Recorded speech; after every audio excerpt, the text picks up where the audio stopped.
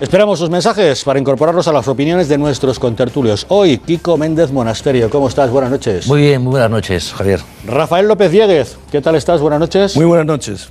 Román Cendoya. ¿Qué tal? Buenas noches. Muy bien, buenas noches. Almudena Negro. ¿Qué tal estás? Buenas noches. Muy bien, buenas noches. Y Rocío Monasterio. ¿Qué tal estás? Buenas noches. Muy bien, buenas noches. Hechas las presentaciones, si les parece, entramos en materia. Como les decimos, ha sido por unanimidad. El Tribunal Constitucional ha tumbado esta nueva iniciativa de Artur Mas para convocar ese proceso de participación ciudadana que pretende llevar a cabo el próximo domingo, 9 de noviembre, y que viene a sustituir a la ya tumbada consulta soberanista. Esta decisión conlleva la suspensión durante al menos 5 meses de la convocatoria y la de todos sus actos de preparación, recordando que todos los poderes públicos están obligados al cumplimiento de lo que el Constitucional resuelva. Al conocerse la decisión del Tribunal Constitucional, no se ha hecho esperar la reacción del Gobierno de la Generalitat. Ha sido su portavoz, Francesc Homs, quien nos ha hecho saber que Artur Mas piensa desafiar a la legalidad vigente y seguir adelante con sus planes. Todo está a punto para el 9 de noviembre y el Govern mantiene el proceso participativo, que es una forma también de garantizar la libertad de expresión. Informarles de la presentación de una demanda contra el Gobierno de España ante el Tribunal Supremo a través del procedimiento especial para la protección de los derechos fundamentales. Concretamente, identificamos en esta demanda que hemos presentado hoy contra el Gobierno de España por atentar contra el derecho de participación, contra el derecho a la libertad de expresión y contra el derecho de libertad ideológica. La decisión del Tribunal Constitucional ha sido por unanimidad. E insistimos en este pequeño detalle porque eso incluye a Encarnació Roca.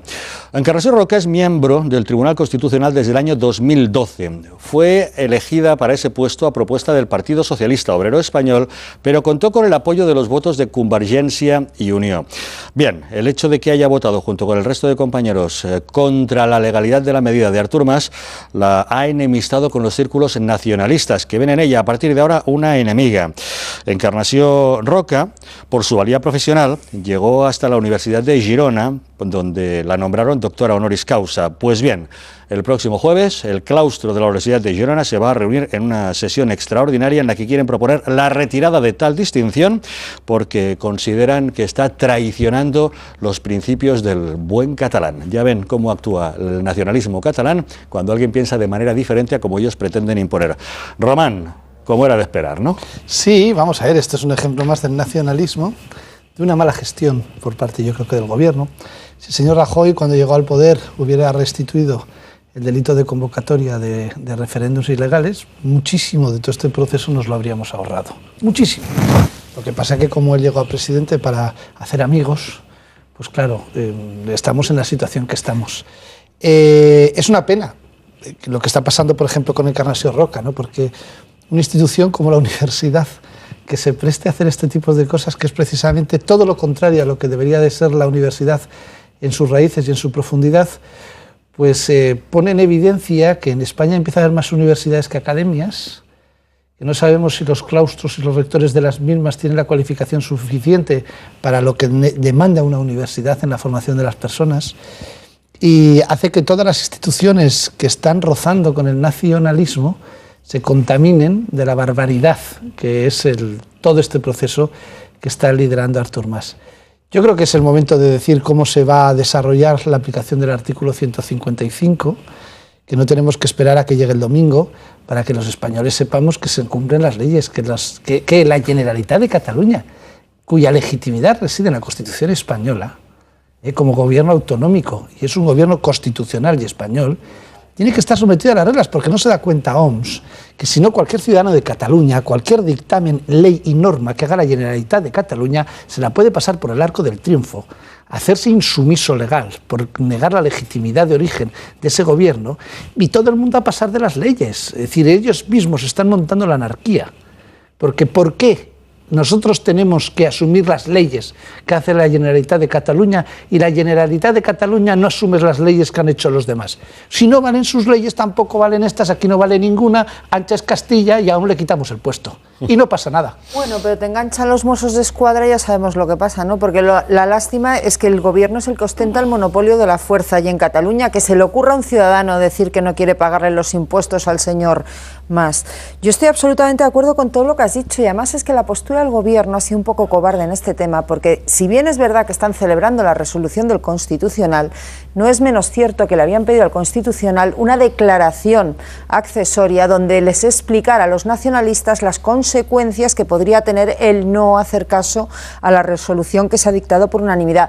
Esto no lo ha hecho el Constitucional, yo creo que con razón, porque el hacer cumplir las leyes corresponde a todos los poderes del Estado, no solo al Tribunal Constitucional, que no está para hacer la labor que no quiere hacer el gobierno, empezando por Soraya Sáenz de Santamaría, esta señora que dice que la Legión de Abogados del Estado van a venir a resolver ahora todo el embolado en el que llevamos metidos 30 años. ¿Qué va a pasar?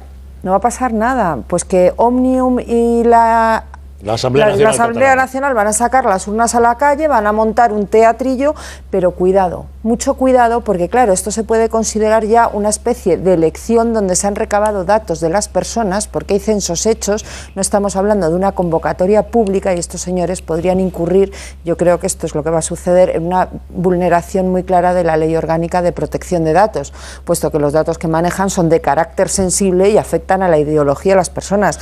Pero por parte del gobierno, Román, ojalá explicaran el desarrollo del 155. Con la legión de abogados del Estado que tienen. ¿Qué quieres que te diga si son esos abogados del Estado que llevaron al Congreso que se aceptaba una abdicación que ya se había producido? Por favor. Kiko. Bueno, pues yo creo que ya es momento también de buscar responsables. Es decir, es que ya llevamos un año. ¿Hace cuánto que empezó todo este sainete? Hace 2 años, en la diada de hace 2 años fue cuando ya... Sí, pero empezó cuando Zapatero...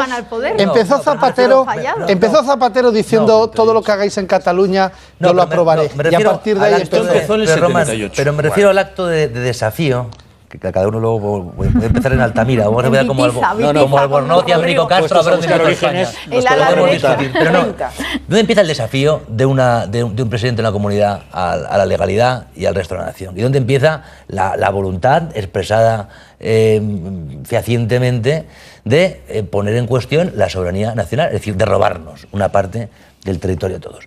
Hace un año. Y los abogados del Estado, como estabais comentando, entonces lo que han ido tratando este asunto, que es de una gravedad terrible, como si estuviese debatiendo de la legalidad de un reglamento de parques y jardines. Oiga, están atacando, están cuestionando el núcleo vertebral de la nación, la soberanía, la de todos. Y ahora, a 4 días de la pantomima o del acto de secesión, en realidad, pues resulta que el Tribunal Constitucional, muy gracioso, dice no, que se suspendan los preparativos. Y les ha contestado OMS, no hay nada que suspender porque ya está todo preparado. Es que OMS está diciendo, no, es que ustedes llegan tarde con sus leyes, incluso con sus sentencias. Digo, no podemos suspender lo que no estamos haciendo, si ya está todo preparado. Y preparado significa voluntarios, significa colegios, significa, como decía Almudena, el uso de censos electorales, significa publicidad institucional. Todo eso se ha hecho mientras el gobierno de España, que es el depositario de velar, el depositario es el Parlamento, pero de velar por el cumplimiento de las leyes, ha estado mirando y diciendo a algún abogado que de vez en cuando pusiera algún papel encima de un tribunal. El responsable de esta situación ya no es Artur Mas, ya no es el nacionalismo catalán. El responsable es Mariano Rajoy y Soraya Sáenz de Santamaría. Son responsables de que ahora mismo tengamos este domingo un cuestionamiento brutal de nuestra soberanía que hace ya muchísimo daño, hasta en el tema económico, lo comentan los expertos, y una gravísima quiebra de la convivencia, como estáis refiriendo, con el caso ya que empieza la persecución, continúa ya en unos niveles grandísimos la persecución al disidente, como en el caso de esta magistrada. Saludamos a los oyentes de Radio Intereconomía que se suman a la sintonía del gato al agua en estos momentos. Rafael López Dieguez, ¿qué te parece? Bueno, yo antes de nada decir que son las 10:15 y el señor francés OMS no está en la cárcel. Si cualquiera de nosotros hubiéramos incentivado, motivado la insumisión, hubiéramos provocado o hubiéramos hecho apología de un delito, estaríamos todos, cada uno de nosotros, aquí en la cárcel. Faltan unas horas para que termine el día de hoy. Yo espero y confío que le vayan a detener a su casa y lo pongan en prisión. Esta sería la reacción que cualquier español estaría esperando un gobierno que pretende hacer valer el Estado de Derecho. Lo que ha hecho ese señor es apología de un delito, es un delito en grado de tentativa. Por lo tanto, ese señor, las fuerzas de orden público, de oficio, deberían proceder a su detención. Aquí no pasa. Y no estoy diciendo esto en broma. O sea, no lo estoy diciendo en plan populista, no lo estoy diciendo porque ya está bien de que nos dediquemos a presentar papelitos cuando día a día van dando pasos contra el Estado de Derecho y vulnerando, como bien apuntaba Kiko, la columna vertebral de nuestro sistema. Yo decía Kiko responsables. A mí no es OMS el responsable, ni es el señor Mas el responsable. El responsable es el presidente del gobierno. El que tiene las facultades, los medios para parar esto es el presidente del gobierno. Y si el presidente del gobierno no actúa, es connivente con esta situación. Y también tendrá que ser detenido por la fuerza del orden público. Porque es connivente con esta situación. No lo olvidemos. Si yo estoy permitiendo que en la televisión pública un señor salga incentivando, motivando a que se cometa un delito, yo a ese señor o le detengo o soy connivente. Y es connivente, y es connivente. Por lo tanto, no es que la pregunta está desformada, no es un tema de regeneración, es un tema de desaparición del proyecto. No es de regeneración. La pregunta no va al hilo de No, este tema. pero yo me adelanto. Yo ya me adelanto. No es un problema de regeneración, es un problema de disolución, de desaparición del proyecto, porque el proyecto está condenado de muerte. Un gobierno que no reacciona ante la violación clarísima del derecho, hecha públicamente, con la alevosía y con la agravante de hacerlo de forma pública. Oiga, mire usted, si yo salgo mañana y digo, hay que tomar Cataluña, pase lo que pase, por las armas, ¿a quién me voy a la cárcel? ¿A que de aquí me voy a la cárcel? Bueno, pues este señor ha hecho lo contrario y no se va a la cárcel. Rocío. Pero menuda sorpresa. Yo estoy de acuerdo que desde el primer día que ellos siguen con la ley de Zapatero, o sea, no consiguen volver a instaurar lo que Aznar, el artículo 521 para el plan Ibarretxe, que venía muy bien, a prisión, al que se atreva a poner en cuestión la Constitución y la unidad de España. Pues desde ese momento yo de Rajoy no esperaba otra cosa, os veo a todos sorprendidos, yo es que no lo entiendo. No, pero quiero decir, o sea, yo de Rajoy, de verdad, es que hoy no es el día del 155, el día del 155 es que fue hace mucho. Y a día de hoy también se está viendo pues una medida cautelar, segundo recurso. Oiga, abra usted un expediente por incumplimiento de ejecución de la primera suspensión. Porque es que más... No, pero si no hay expediente. No hay expediente. Es la fuerza... Pero eso también hay que hacer. Es la aplicación del Estado de Derecho. Se les detiene. Ha habido un tiempo... Es que es entretenido ver la debilidad del gobierno, ¿no? No, pero bueno, ha habido un tiempo en el que una... Es que ahí es donde está la dejación. Durante mucho tiempo ellos hablaban de que iban a hacer una cosa con un ideario nacionalista, iban a cuestionar, pero no había ningún hecho administrativo ni ningún hecho político que fuera punible. El expresar opiniones de lo que voy a organizar, me gustaría hacer, no tenía problema. Y te lo decían desde el gobierno, no podemos actuar porque no ha pasado nada que sea punible. Bueno, está bien. No, pero vuelves otra vez al 521 y es punible. Es que además, eso ya era punible. Es que el argumento era muy gracioso porque te decían, es que la Generalitat no va a incumplir la ley. Entonces, eso es una estupidez tan grande porque, vamos, hay no sé cuántos ayuntamientos que incumplen la ley de banderas. La Generalitat incumple las leyes constantemente. Y el gobierno, en un estado naif absolutamente... Pero tú estás refiriéndote, Román, fíjate, a una situación de dejación. O sea, de omisión. Yo no me estoy refiriendo a eso. No, pero estoy refiriendo que en este momento no hay dejación. Hay connivencia. Los delitos los cometen las personas. Es decir, tú consideras que hay connivencia porque como OMS ya ha cometido un delito, que en eso estamos de acuerdo, que el Estado no actúe... No, que este señor no esté en la... Tú estarías en la cárcel, Román. Bueno, no sé, ahí por la mitad de estaban todos viendo el partido. Bueno, pero por la mitad de lo que ha hecho el señor OMS, por la mitad de lo que ha hecho el señor OMS, tú estás en la cárcel. Tú estás detenido. Yo te aseguro que yo digo lo que ha dicho el señor OMS, y lo digo en sentido contrario. Bueno, pero tú sí, porque tú te lo mereces. Y yo termino hoy en prisión. Hoy termino detenido. ¿Por qué el señor OMS no termina detenido? ¿Qué es lo que está pidiendo el pueblo español? ¿Qué es lo que el pueblo español está pidiendo al señor? Amor, al señor. ¿De qué está pensando? Está pidiendo, oiga, actúe. Sí, ejecute. Pero vamos a ver, el pueblo español en las elecciones cuando votó en las elecciones y de una mayoría absoluta al señor Rajoy, que es el mayor poder que ha tenido un gobierno democrático, del señor Rajoy, por el número de alcaldías, el número de comunidades autónomas, la mayoría en el Senado, la mayoría en el Congreso, yo creo que las urnas fueron muy claras. Es más, él durante la campaña electoral todo el rato nos recordaba a los ciudadanos el expertizaje que tenía después de haber sido 5 veces ministro vicepresidente con Aznar, haber recogido España después de los 14 años socialistas hechos unos zorros, había pasado por toda la administración, lo que se había hecho en aquel gobierno y que él venía para hacer lo mismo. Es la mayor estafa política que se ha cometido en este país. Desde el minuto 1 pero eso ya pasó. no hizo... No, bueno, pero es que el ya pasó. El problema es que cuando tú aquí votas, Hoy, tienes ¿qué hacemos 4 años de que te quedas con el bicho en la Moncloa. Y luego además, el incumplimiento flagrante, que en otros países, oye, se presentan los programas y hay una autoridad superior que te puede reconvenir y decir, a la estafa programática que ha cometido este señor, hoy la estamos pagando todos los españoles. Todos. El problema es que en este país un empresario arruina una empresa que es su capital y encima de que le vienen y le quitan su casa, el futuro y la libertad. Un político arruina España y lo que le hacen es meterle en el Consejo de Estado, pagarle 200.000 euros, ponerle un coche, ponerle una secretaría y toda la vida gratis y protegerle total. para que no cuente demasiado. ¿Queréis dejaros hablar unos a otros? Pero Rocío iba a decir algo. No, que realmente el sistema lo que promueve es que dentro de los partidos nadie diga lo que está pasando. Al final, el que confecciona las listas es el que tiene poder para manejar a todos sus secuaces y aquí jamás conseguiremos, con un sistema de bipartidismo en que no hay primarias dentro de los partidos, jamás conseguiremos ni que se haga la corrupción dentro de los partidos, ni que la gente haga cumplir el programa. No, imposible. Ni dentro de los propios partidos. Nadie se atreve a alzar la voz. Es imposible. No, porque te quitan de la lista. Aquí el que habla sí que te mueven de la foto. Fue Tierno Galván, ¿no?, el que dijo aquello de los programas electorales están para no ser cumplidos, sí, y desde entonces todos le han hecho caso porque les venía muy bien. A rajatabla. Pero, a rajatabla, además, efectivamente. Pero es que yo creo que en España, y tú acabas de decir la palabra, Rocío, es la palabra bipartidismo. En España jamás ha habido bipartidismo. Porque de hecho los nacionalistas siempre han formado parte de los acuerdos con los dos grandes partidos.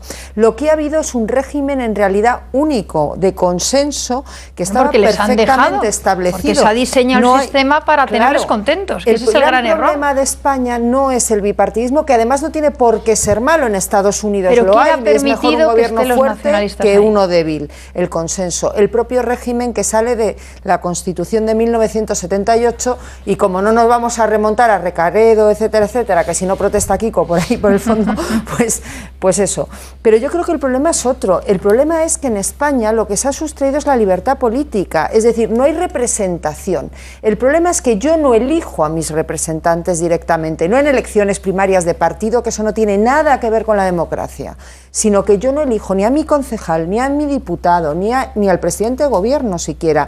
Y ese es el gran problema que tenemos en España y que es la causa de todo eso que luego se llama el bipartidismo. No, pero es que no es bipartidismo, es partitocracia. Yo quiero volver. Me hacía el otro día una pregunta una persona mayor, responsable, en fin, un profesional, un empresario catalán, me decía, oye, vamos a ver, Rafael, si yo el próximo domingo veo, una pregunta profesional, veo una urna, veo que se va a cometer, por lo tanto, un acto ilícito, yo tengo la obligación como ciudadano de denunciarlo. Y de evitarlo. Y de evitarlo. Ojo, si yo veo que un señor viene, no hay una fuerza de orden público cerca de mí y va a robar la cartera a este señor de la Cámara, yo tengo que evitar que le robe la cartera a medida que yo pueda. Exacto, pero con los límites del sentido común. Lo más prudente que le podías aconsejar es que llamase a la fuerza de orden público. Como se incentive que la gente evite de forma unilateral este tipo de acto delictivo, estará acabando siendo un llamamiento al enfrentamiento directo. Cuidado con eso. No va por ahí, no va por el tema. No, estate tranquilo que no va por ahí. Entonces este hombre me decía, si yo hago esto, evidentemente yo voy a tener una responsabilidad, ¿de acuerdo? Yo voy a tener una responsabilidad. Recomendación obvia, la que tú apuntas, tienes que dirigirte a las fuerzas de orden público para evitarlo. Y si la fuerza de orden público no hace caso, pues a la OTAN tiene que darte la vuelta y vete. Mira, llama a la OTAN. Rafael, lo digo es que déjame cómo termina la historia, se está me da la solución a mí. Se está produciendo casos de violencia, y esto viene al pelo con el ejemplo. Ahora dejamos que Rafael termine, pero el tema de la violencia es muy delicado y hay que llevar mucho cuidado con esto, porque ayer mismo, aquí en Madrid, ya se produjo un acto de violencia. Se trataba de un acto a favor de la consulta soberanista en Cataluña que se estaba celebrando en el Ateneo de Madrid. Y en ese acto, en el que participaban varios políticos catalanes a favor de la consulta, irrumpieron acudieron una serie de personas con afán de boicotearlo. Esto fue lo que ocurrió.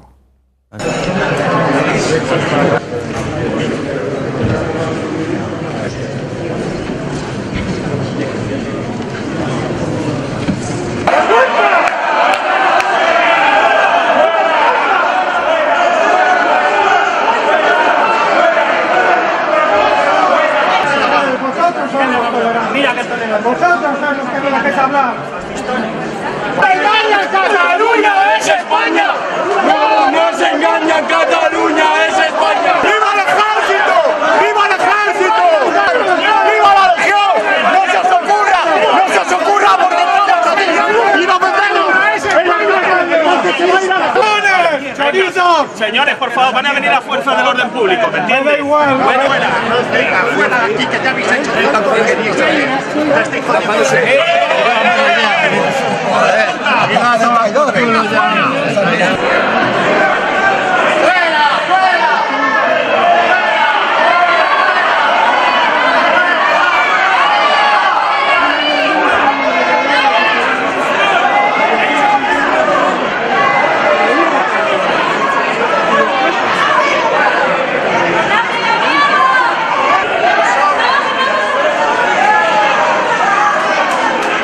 No te preocupes que vas a entrar ahora. No vayan a salir fuera con la extrema derecha. Que hay 60 y estoy en los... pero si ya sabemos que es el que se nos tiene que acompañar. Los alborotadores, que portaban enseñas de Falange y de Alianza Nacional, irrumpieron en ese acto en el que se encontraban David Fernández de la CUP y Joan Tardá de Esquerra Republicana, y fueron finalmente, como han visto, desalojados por las fuerzas del orden. Ocurrió ayer por la tarde aquí en Madrid, en el Ateneo de Madrid. A eso me refería, que hay que llevar mucho cuidado porque los ánimos se calientan y no hay que llegar a estos extremos. Pero fíjate la solución que me da el empresario, que es una solución perfecta.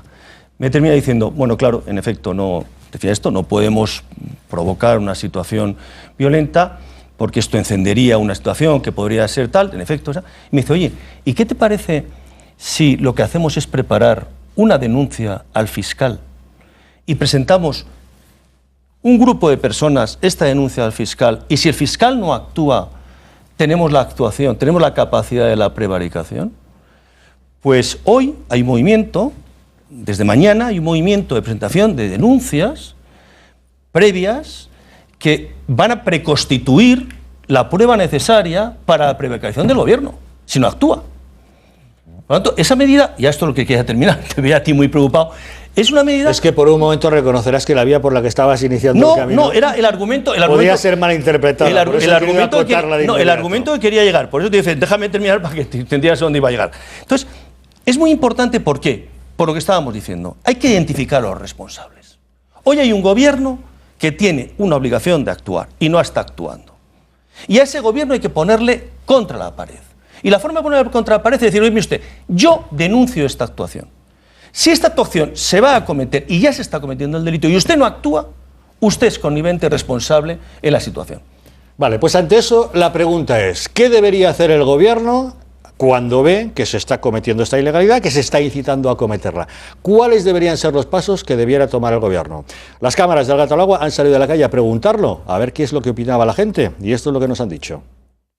Pues debe de cumplir la ley.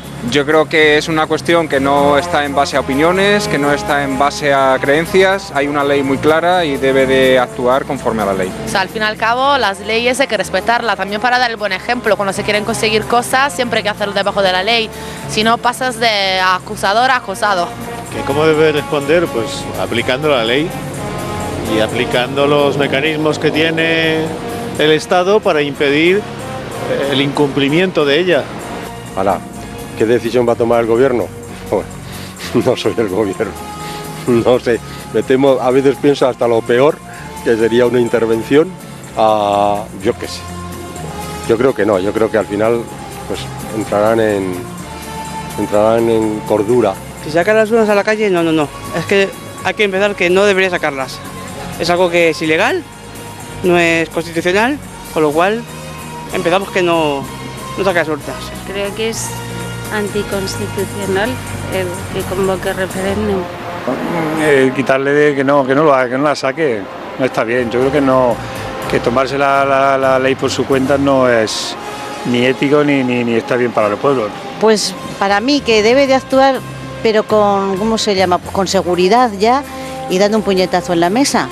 Que también tienen derecho a que les hagan preguntas si quieren pertenecer o no, vale. Me parece que es un engaño total a los catalanes. Pues tiene que hacer cumplir la ley, pero con inteligencia y diplomacia. Con contundencia, o sea, él no puede hacer lo que le venga en gana, ¿no? Si está fuera de la ley, yo creo que no lo debe de hacer. Lo tiene que hacer con la ley.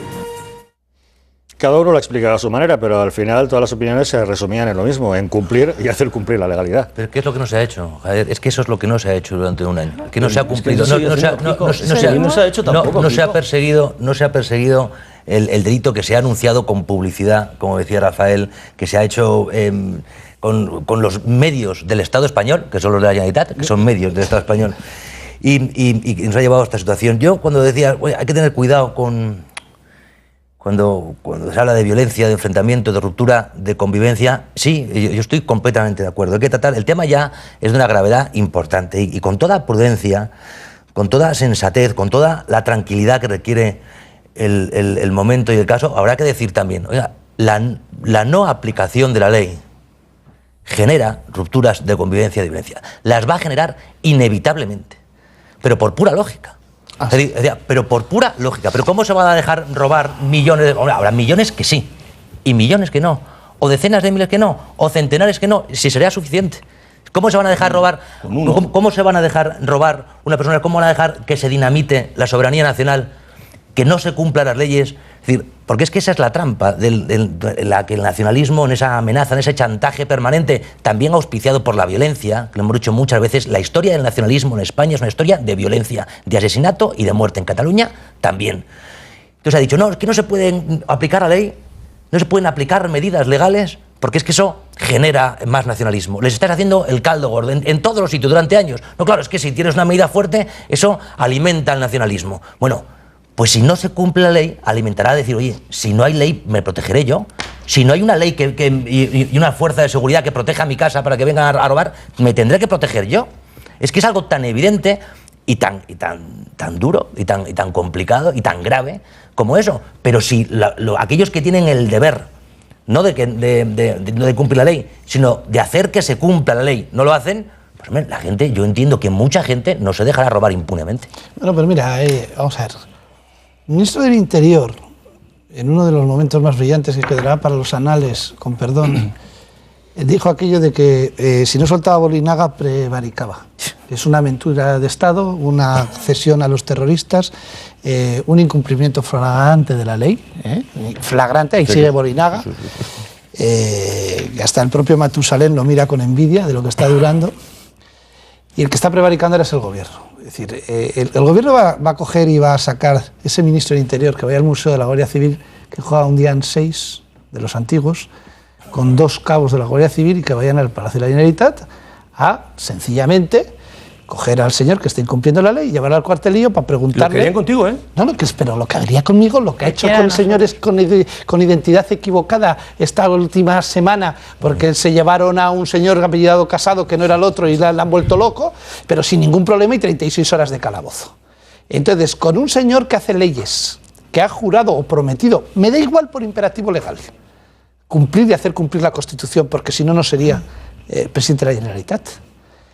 La Guardia Civil, tan sencillo como mandar una pareja a la Guardia Civil, y si no, el que está prevaricando. Eso sería un golpe de Estado en todos los medios de comunicación española. No, en todos no. Especialmente en esos medios de comunicación de Cataluña, que es el único territorio de Europa supuestamente libre en el que se hacen editoriales únicas. No, Román, ahí te confundes. Ahí te confundes, Román. Ahí te confundes. Si eso se hace, Román, punto es, y a Soraya cheerleader. Si eso se hace, ¿qué es lo que tocaría hacer? Hombre, claro.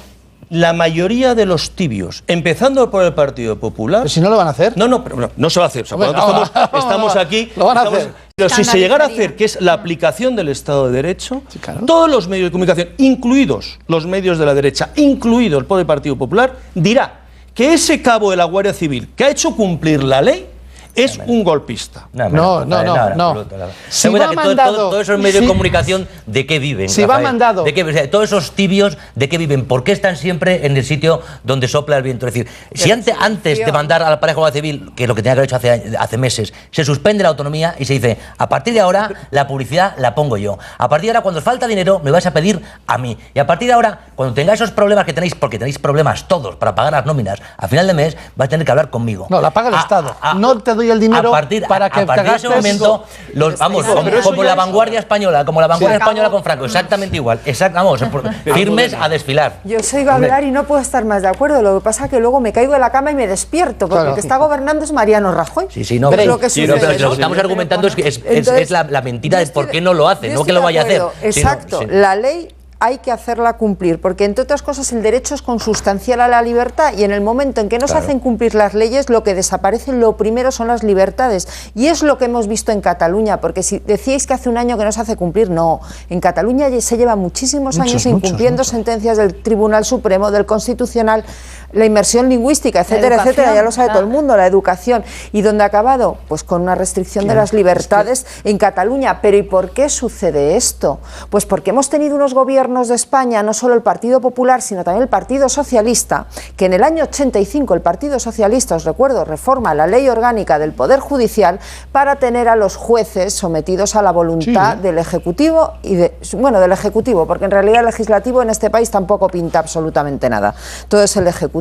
Y esto es lo que ha seguido el Partido Popular. El Partido Popular va a las elecciones prometiendo devolver la independencia a los jueces para que haya un poquito de división de poderes. ¿Y qué es lo que hace? La marcha atrás y justo lo contrario. El justicidio que ha cometido Alberto Ruiz Gallardón va a... Pero es que además hay una mala interpretación de lo democrático por parte del nacionalismo, que les interesa que las cosas siempre ganan la guerra las palabras. Dicen que lo democrático es votar. No ha habido una democracia más grande en España que la de Franco, que también se votaba. Entonces, la democracia es elección, separación de poderes y cumplimiento estricto de las leyes. Entonces, los partidos políticos siempre hablan de elección, pero se les olvida sobre todo lo de separación de poderes y cumplimiento de las leyes. Porque como las leyes se hacen para el pueblo, pero sin el pueblo, y ellos no son pueblo, las hacen por lo políticamente correcto. Es decir, yo recuerdo perfectamente la ley del tabaco, que las votaron todos por la unanimidad, e inmediatamente el señor Rajoy salió del hemiciclo y se encendió un puro, violando la ley, el señor Zapatero un LM azul, y así uno detrás de otro. Aprueban leyes que ni ellos cumplen. 100.000 leyes. Aprueban leyes que ni ellos cumplen. Entonces, habría que tener medidas ejemplares y ejemplarizantes, porque si usted hace una ley, es el primero en estar sometido a ella. Y si no la cumple usted, tiene que ser el primero en salir tarifando. El Estado tiene que perseguir mucho más al legislador que al legislado, porque el legislado no tiene la potestad de modificar la ley. El legislador es el que la hace. Si no les gustan las leyes, que las cambien. Si no tienen la mayoría suficiente, que se fastidien, que ganen la mayoría suficiente. Porque luego aquí sale la tiranía de las minorías. Oiga, votemos, pero como yo soy minoría, se me tiene que hacer caso a mí. Mire, para eso no votamos. A ver, Rocío, ¿quería añadir algo? Es que realmente este sistema es el que hemos permitido todos y no nos hemos escandalizado durante años. Ahora esta semana estamos todos pegando gritos. Pero deberíamos estar pegando gritos de la partitocracia meses, ¿no? Y la casta, antes que unos tíos con coleta, pero ya hablábamos los demás. Desde el momento en que la violencia la han ejercido, llevamos hablando muchos años escandalizándonos. No, pero desde el momento, por ejemplo, que no mandas la inspección a los colegios catalanes. A Euskadi, yo se le he pedido a los ministros de Educación de muchos gobiernos cuándo va a venir la inspección del Estado a Euskadi. Estás permitiendo la violencia. Yo soy ciudadano y reclamo. Los catalanes sí que se está ejerciendo la violencia. Luego, cuando nosotros hablamos de mandar a los mozos resulta que los violentos somos los demás. Yo no tengo poder. Pero es que llevamos años sufriendo la violencia del nacionalismo. Y nadie se atreve a decirlo. En esta tertulia, como otras tertulias, democracia, Estado de Derecho, recurso constitucional, tal y cual. Pero es que por encima de todo eso hay una serie de principios que están por encima pero de los principios por encima de todo eso como está la opinión de nuestros espectadores. El PP lo ha perdido. Aunque algún contertulio no quiera, por encima de todo eso está la opinión de nuestros espectadores. Por eso a eso vamos a escucharla. Siria, ¿qué nos están contando? Pues nuestros espectadores también tienen mucho que decir sobre la situación que se está viviendo en Cataluña, sobre el papel del Tribunal Constitucional y sobre lo que están haciendo los dirigentes. Santi es bastante negativo y se pregunta, ¿y lo del TC va a servir de algo? ¿Se va a hacer algo para que no haya consulta? Ellos siguen igual. Noemi apoya a la magistrada Roca y afirma: bien por la señora Roca, ya es hora de que los miembros del TC cumplan con su deber. Otro seguidor se aventura un poco respecto a la posición de Homs y dice: supongo que Manos Limpias lo llevará a los tribunales por prevaricación mañana mismo. Finalmente, otro espectador asegura que el gobierno dirá que son casos aislados y los responsables de la ilegalidad de Rositas. Muchos asuntos tenemos hoy en El Gato. Entre otras cosas, hoy nos va a visitar el amigo del pequeño Nicolás. A ver qué nos cuenta. El tema de la corrupción sigue siendo el principal argumento de la crónica política. Hoy mismo, Esperanza Aguirre, en una entrevista televisiva, se ha vuelto a referir a este asunto. Aparte de que a sí misma se ha referido como si fuera una reservista del Partido Popular, ya saben, los reservistas son los últimos a los que llaman, eso ha dicho cuando le han preguntado acerca de una posible candidatura a la alcaldía de Madrid. Respecto al tema de la corrupción, le ha enmendado la plana a la propia secretaria general del Partido Popular, a María Dolores de Cospedal, cuando dijo aquello de que el partido ya había hecho todo lo que podía y a partir de aquí ya estaban en los jueces. Bueno, Esperanza Aguirre ha dicho que no, que todavía se pueden hacer más cosas. No quiero llevar la contraria a María Dolores de Cospedal, pero es que yo ayer mismo proponía 6 medidas y ya les digo que hoy añado la 7ª, que es que devuelvan pero lo que han robado. Ninguna desde el partido, todas que los jueces cambien, que se cambien las leyes. Perdone, desde el partido son las audiencias. Ahora hay que nombrar a 179 aquí en Madrid alcaldes, pues que se les haga el interrogatorio abierto a la prensa.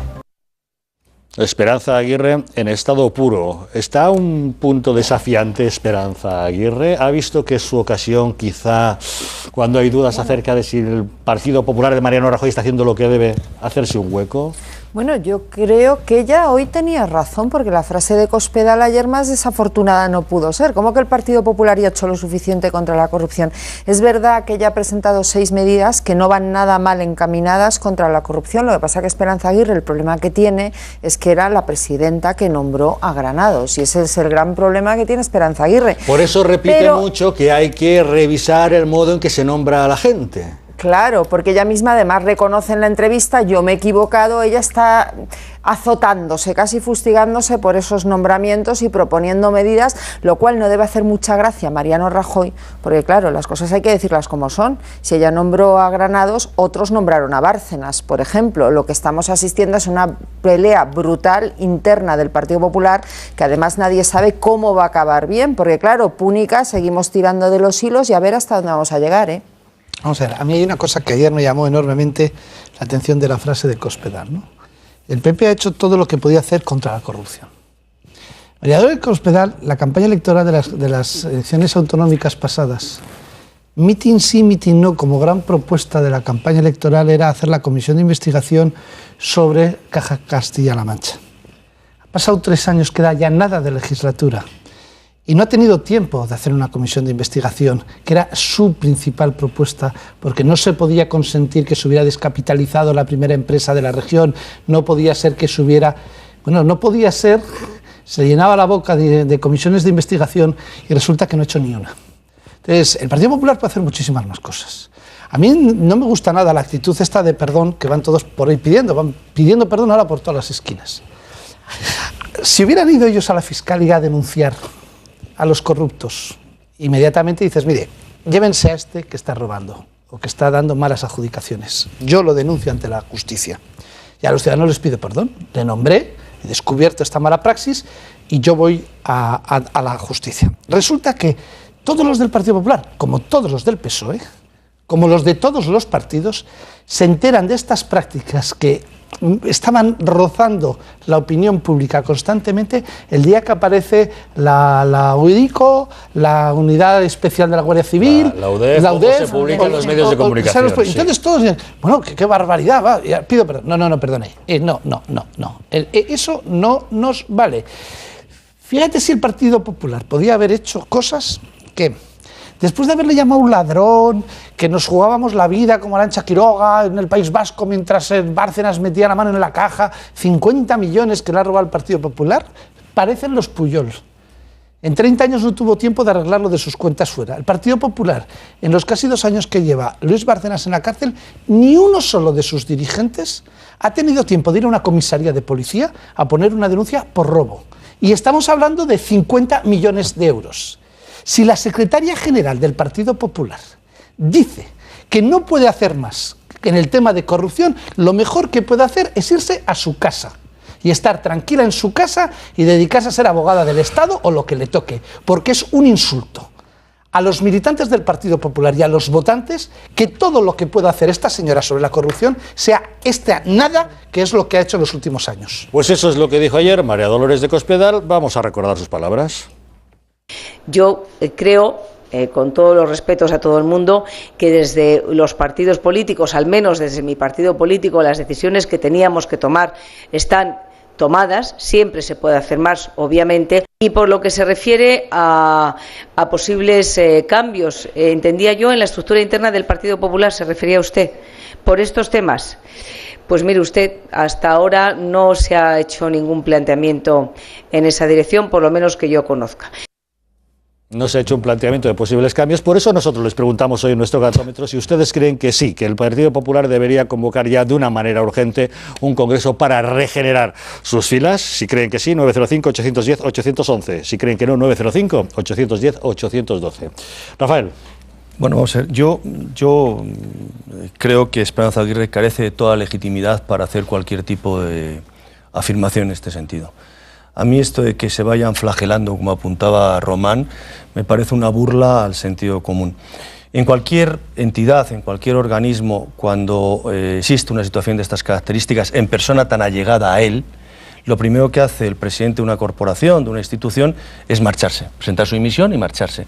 Porque hay de reconocer que ha designado a personas que no han sido las adecuadas y que han tenido unas consecuencias gravísimas, tanto para su institución, en este caso el Partido Popular, como para también por ende a España. A mí que la señora Esperanza Aguirre venga ahora nuevamente a la política cuando ve que el barco está tocado y ella presentarse una opción como cuando hace unos meses nos decía que se marchaba y que no quería saber más de la política, que se quería dedicar a sus nietos y a sus cuestiones personales, me parece francamente una vergüenza. O sea, yo lo siento mucho, me sonroja ver cómo esta señora viene hoy a darnos lecciones, incluso, como decías tú, a proponer 7, óigame usted, esas 7 las propone usted el día que usted ha nombrado a estos señores. No me las propone ahora, porque eso, usted es consciente que eso se puede haber hecho hace 10 años, o hace 8, no ahora. Y que su gente, la más próxima a usted, su mano derecha, está hoy en la cárcel. Si mi mano derecha está en la cárcel, yo me voy. Rocío. Yo estoy de acuerdo a cualquier ciudadano, efectivamente, yo tengo una empresa, si un empleado mío comete una tropelía, la que da en la cara soy yo, y lo primero que hago es decir, oiga, pues, la empresa, la responsable soy yo, y yo, este señor trabaja para mí. Entonces yo ahí estoy de acuerdo que no me parece suficiente las disculpas. Luego, a mí me parece que Aguirre dejó tirado a su electorado cuando se fue, dejó tirado a su electorado y tenemos un señor que no hemos votado. Y además creo que esto de Granados es una de las 1000 cosas que hay.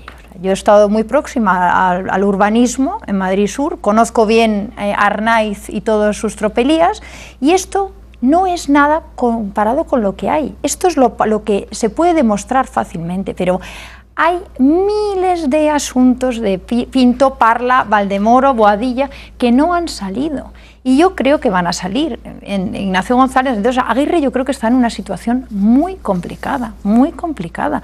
Y dudo mucho, no sé, yo no creo que el PP esté ahora mismo en una posición como para lanzar a Aguirre a una alcaldía, porque se arriesga a un montón de procedimientos en que le va a salpicar.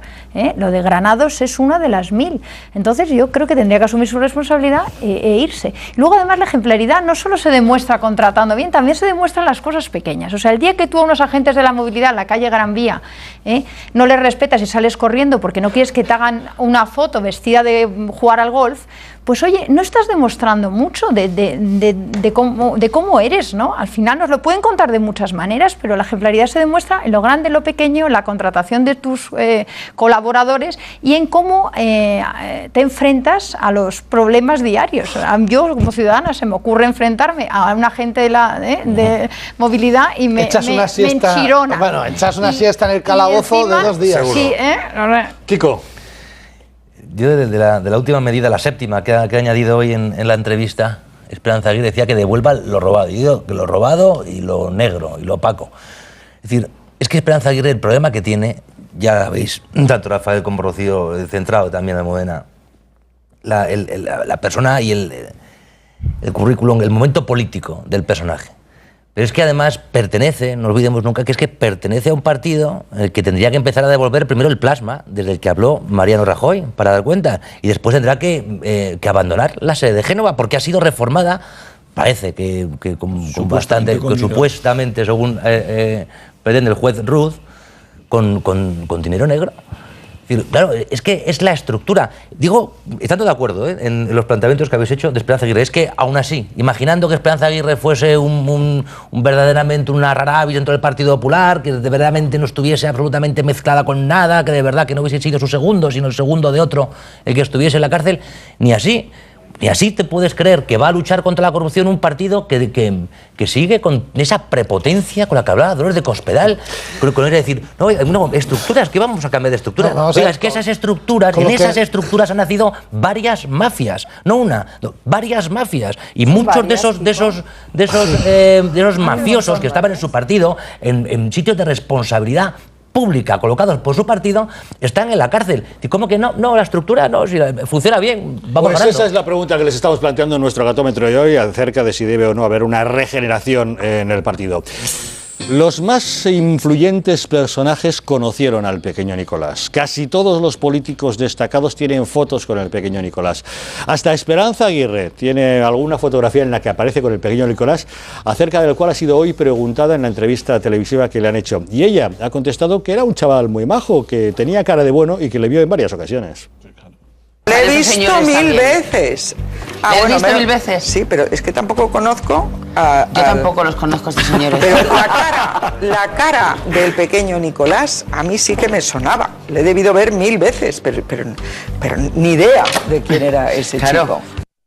Y ahí en la foto está el pequeño Nicolás, entre Esperanza Aguirre y Ana Rosa Quintana, fotografiado pues con lo más granado y florido.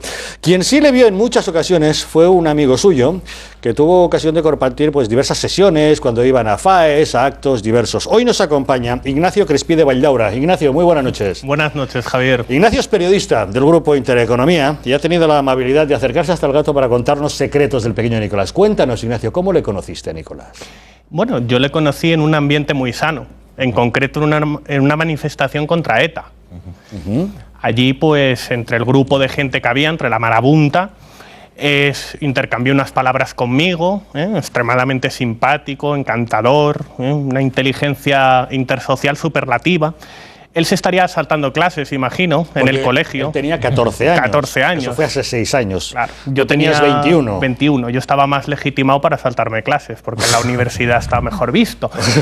Y nada, pues hablé con él, nos intercambiamos los números de teléfono. Y al poco tiempo, pues, al poco tiempo me llamó diciéndome que conocía a influyentes políticos, periodistas, tal. Y cosa de un año y pico después, me invitó a una reunión de FAES que él organizaba, donde él traía a José María Aznar. Ahí te vemos fotografiado con el pequeño Nicolás, una fotografía con Federico Jiménez de los Santos. Con Federico Jiménez de los Santos, correcto. Bien, sigue. Y nada, y me invitó a esa conferencia, llenó el auditorio con su gente. Yo fui con 5 amigos míos, la mayoría eran niños pequeños, ¿no?, de su colegio. Y nada, él se sentó al lado del expresidente y le presentó. Uno no llega un buen día a FAES y dice: hola, que voy a traer aquí a 200 chavales para que escuchen al presidente Aznar. Me imagino que contacto con alguien tendría. ¿Quién era su interlocutor en FAES? Él presumía de tener mucha relación con Jaime García Legaz. De hecho, me lo decía reiteradamente y me lo llegó a presentar por Facebook. Me dijo: Ignacio, le he hablado de tu blog, le he hablado fenomenal de ti, salúdale por Facebook con un mensaje privado. Yo le escribí, él me contestó y nada, nos cruzamos 4 palabras de nada y ya está, pero vamos, logró sorprenderme con ese gesto. Es decir, que eso fue la prueba evidente de que efectivamente él tenía relaciones o tratos con Jaime García Legaz. Sí, por supuesto. Si le decía que tú le saludaras y el otro te contestaba, eso es cierto. Sí. También me llevó a una conferencia donde Jaime era el ponente, o sea que sí que tenían relación. Pero te ha presentado a más gente, ¿no? Sí, me ha presentado gente, aparte de Aznar, un antiguo periodista de esta casa también. Un día me dijo que me iba a presentar a Esperanza Aguirre, pero yo creo que sinceramente no la conocía mucho. Es como si yo me encuentro a un famoso, le saludo y a los 5 minutos le presento a un amigo mío. fue insignificante. Ahora bien, una cosa he de decir, hay un acto, un congreso que tuvo lugar en Madrid, donde hablaba Esperanza Aguirre, Gallardón, donde él llenó el autobús en el que yo iba y nos colocó en una zona privilegiada a los invitados, es decir, en la tarima a un lado de los políticos. Bueno, privilegiada pero un poco incómoda, ¿eh? Porque no cabía ni un alfiler más ahí. Pero vamos, demostró que él tenía capacidad para daros un trato preferente. Sí. Además, se preocupaba muchísimo por todos. Se volcaba. Era encantador, sonriente. Hay una cosa que me sorprende. Si tú tenías 21 años y en una manifestación contra ETA conoces a un chaval de 14 años, mucho debió impresionarte para que le dieras pábulo y mantuvieras a partir de ahí una relación con él, ¿no? No, claro, me dice que conoce al actual secretario de Estado de Comercio, que me va a presentar a José María Aznar. Y una cosa se me ha olvidado, cuando me llevó a esa conferencia donde llenó el autobús, me contó también que le había hablado de mi blog y a Esperanza Aguirre y que le había hablado maravillas de mí y luego simplemente, pues eso, me la presentó yo creo que sin conocerla. O sea, claro, pues me cuenta ese tipo de cosas y veo que tiene esas relaciones sociales, pues puedo tener 21 o 40 que... Fraguasteis una cierta amistad. Sí.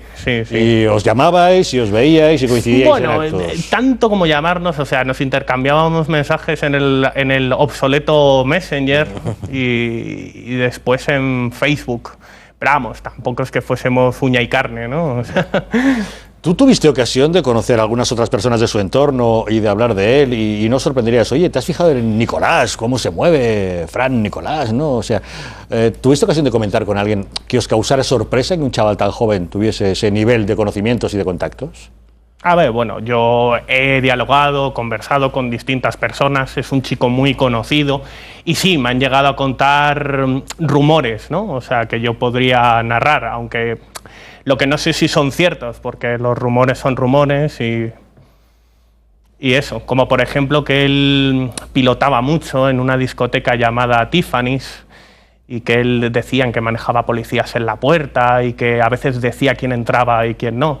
Y tuvo un gesto que era un poco como de Playboy, ¿no? Que una chica con la que tuvo una riña, esto me cuentan, que él no la dejó pasar. Él le dijo al portero que ella estaba vetada. O sea que... Y eso entre otras cosas. Y sí, que es verdad que montaba esos jolgorios y algarabías en las casas del Viso. O sea... Hablando de chicas, se habla últimamente mucho de Isabel Mateos, que tiene un sobrenombre un tanto peyorativo, la Pechotes le llaman. ¿Tú has tenido ocasión de conocerla también? La verdad es que no he tenido el placer de conocer a la Pechotes. O sea, yo reconozco que José María Aznar, pues eso... se peina muy moderno, está muy cachas, pero bueno, yo soy más de la Pechotes. Bueno, estando en el círculo de amigos de Fran Nicolás, pues podía haber tenido el detalle de presentártela, ¿no? Sí, debería haberlo tenido, pero bueno. También es verdad que hace cosa de 3 o 4 años dejó de llamarme, porque creo que impresionar a un niño de 21, 22, 23, en aquel entonces le haría ilusión. Pero claro, ya cuando empieza a tratar con altos mandatarios, con gente poderosa, pues yo le parecería poco, imagino. Te quedaste corto, ya no despertaste corto. Interés en él. De estatura no, pero corto en lo demás, sí. ¿Nunca te preguntaste qué hace un chaval tan joven con estos contactos? ¿Qué pensaste? ¿Que era hijo de alguien influyente o que realmente era un fiera, un hacha de las relaciones públicas como para tener esos contactos? Bueno, hay un hecho constatado, vamos, que yo lo viví, era un todoterreno, o sea, un correcaminos. Yo creo que se empezó él metiendo, les haría gracia que un niño tuviese ese desparpajo, que fuese tan dicharachero. Yo creo que entró incluso con buenas intenciones en sus inicios, pero bueno, la famosa frase de que el poder corrompe, ¿no? Entonces, pues habrá ido enturbiando, mezclándose con gente turbia, como son los políticos. Y claro, entre que se le sube a la cabeza la soberbia, le hacen caso y se mezcla con gente pues con la moral podrida, pues es normal que acabe así. Yo creo que él se ha aprovechado de ellos. Y ellos también se han aprovechado de un niño, la han estado manipulando desde pequeño. ¿Quién le ha manipulado? Pues muchos políticos del Partido Popular, es que estoy seguro. partido al que dejé de votar hace mucho tiempo. O sea, ¿tú crees que de verdad él empezó su carrera como un chaval que caía bien, fue ascendiendo, ganando adeptos y conocimiento y tal, y a partir de ese momento le empezaron a utilizar a algunos que le veían por ahí? A endiosarle, o sea, a alimentar su poder y aparte a utilizarle. Entonces es la simbiosis de ambas cosas, ¿no? O sea, cuando a un niño le dices que se va a convertir en rey, o sea, dicho en sentido metafórico, pues el niño se crece. Y yo no creo que sea el único ciudadano español que si le das manga ancha actúe de esta manera. Es el problema de la falta de valores, ¿no?, en esta nación. O sea, una cuestión de vanidad. Él quería alardear delante de los demás de lo mucho que mandaba.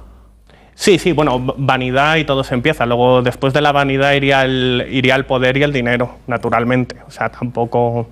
Tú hace años que no has sabido de él, con lo cual ya no habrás vivido esta última etapa de tanto esplendor, de chalets, cochazos, cohortes de todo tipo, fiestas, no sé, de lo que se dice que ha estado haciendo, ¿no? No he tenido el placer de ir a sus gloriosas fiestas. Veo que te hubiera gustado. Sí, me hubiera gustado, no me hubiera importado, sinceramente. Pero sí que es verdad, vamos a ver, me lo encontré hace 3 años... En unos premios de españoles ejemplares, ¿no?, que organizaba la Fundación DENAES y Villa Cisneros, que podías ir siendo miembro, no, yo soy miembro de DENAES, pero Francisco Nicolás seguro que no pertenecía a esa asociación. Y nada, me lo encontré allí y me contó pues que se dedicaba más a los empresarios. A los empresarios. Sí, que no había aparcado más sus aspiraciones políticas en pos de los patronos, ¿no? Tú que tuviste amistad con él, que tienes su teléfono, ¿no le has llamado ahora para saber qué es de él? Me lo he planteado. Lo que pasa es que me ha temblado un poco el pulso a la hora de hacerlo, ¿no? Porque lo voy a intentar, ¿eh? Y le mensajearé y tal. Igual me ha visto en la tele, igual se lo toma bien, porque tampoco he hablado mal de él, o igual ni me lo coge, o me manda a freír espárragos, no lo sé. Francisco Nicolás, si nos estás viendo, cógele el teléfono a tu amigo, para que luego nos pueda contar lo que le has dicho, ¿no? Naturalmente. ¿Y qué crees que está haciendo ahora? ¿Está escondido? ¿Debe estar avergonzado de lo que ha pasado? ¿Está asustado ante la que se le ha venido encima y no se lo esperaba? ¿Qué crees que está ocurriendo en este momento? Sí, aquí hay una mezcla de factores bastante importante, ¿no? Un conglomerado masivo.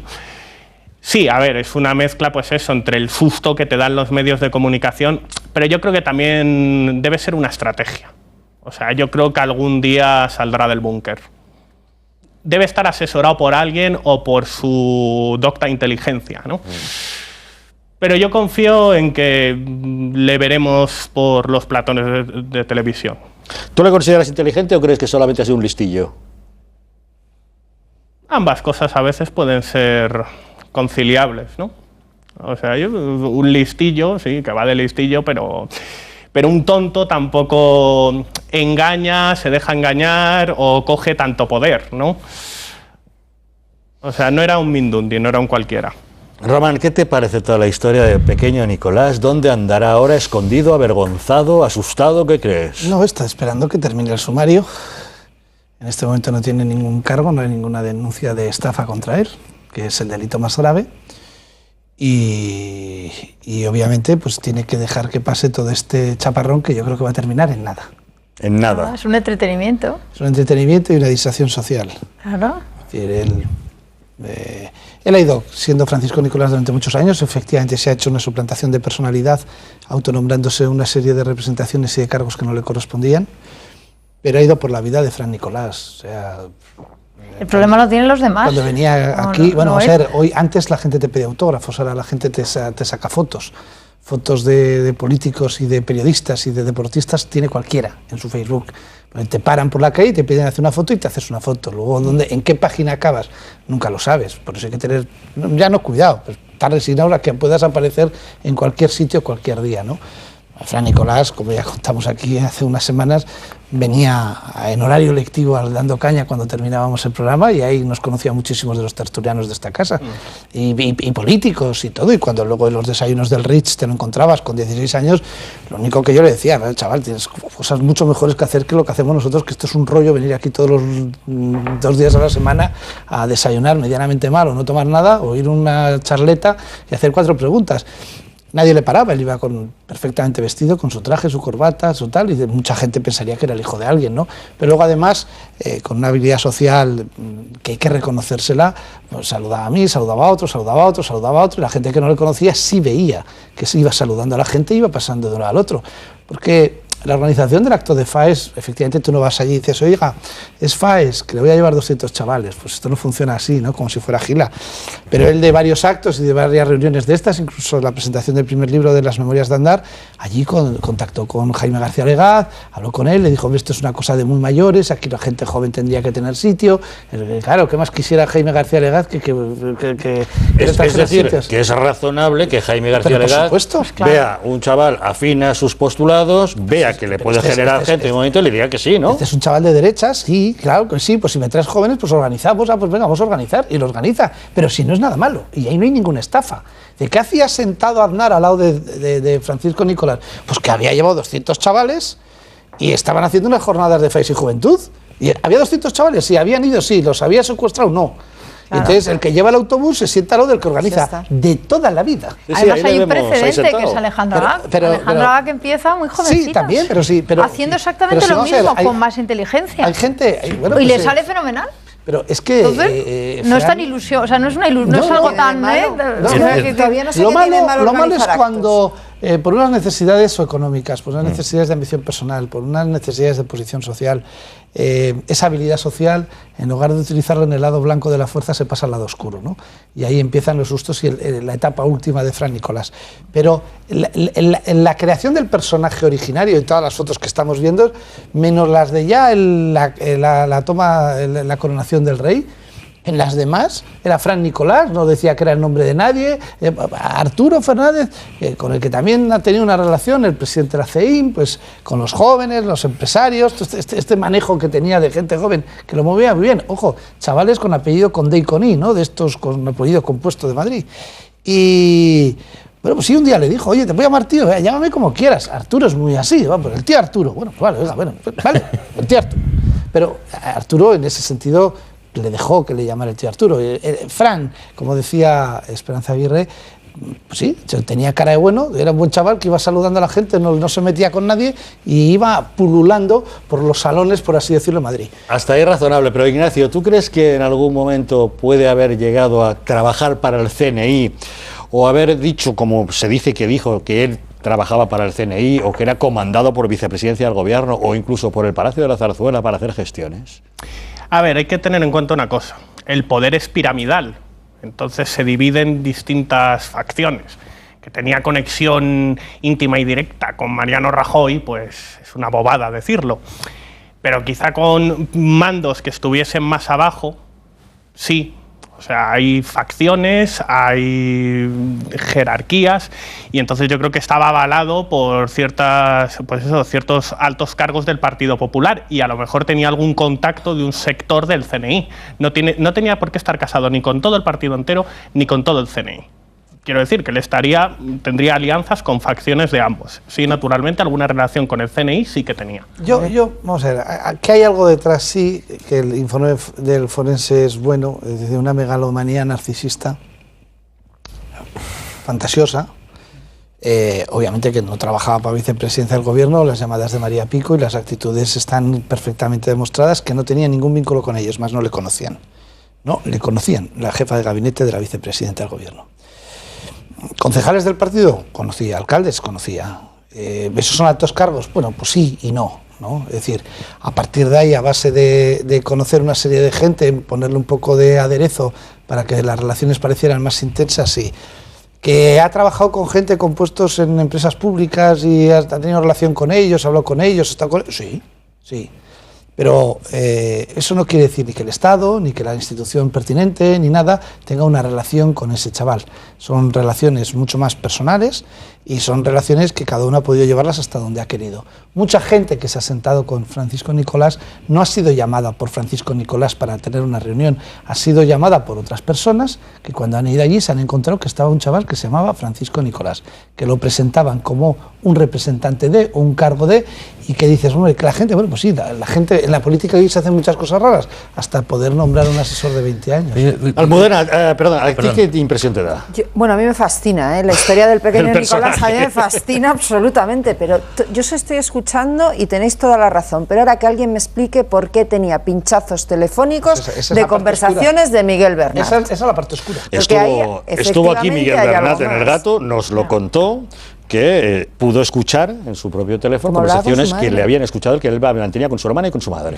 ¿Eso es? Sí, o sea, esa es la parte oscura. Tenía acceso a pinchazos telefónicos. Esa es la parte oscura que yo creo que es la que ha desatado toda la actuación policial, porque eso es lo que se está buscando. Eso es lo que habrá que investigar. Francisco Nicolás, hay que buscar quiénes son esos que están detrás. A ver, Kiko, ibas a decirnos algo. Sí, yo lo que pasa es que como es confuso el tema. Yo reconozco que tengo más preguntas que opiniones con el tiempo. Yo no sé la causa judicial que se lleva contra él, ¿en qué consiste? En este momento no hay cargos. Claro, porque no hay cargos. Es decir, porque no sí es... Creo que sí es evidente... Intentado imputar por falsedad en documento. Hay una cosilla, pero que sí es evidente, y lo atestigua Santi Ignacio, lo dice mucha gente, que sí, él se presentaba en muchos sitios, aparte de como agente de la vicepresidenta, sino como vinculado al CNI. Sí. Eso es un delito.